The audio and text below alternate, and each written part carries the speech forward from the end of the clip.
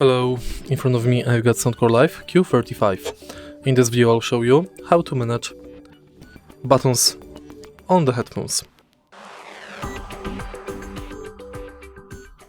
In the beginning, take a look at the left ear cup and press this button once to activate noise cancelling or transparency mode. Also, you can press this button to turn your headphones on and off, and if you press and hold it while your headphones are turned off, you can enter pairing mode.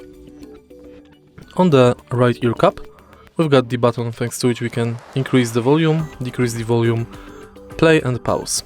Also, if you press and hold this button, you'll activate voice assistant. In the end, if you tap on the right ear cup, you can directly turn on transparency mode. If you find this video helpful, please leave like, comment and subscribe.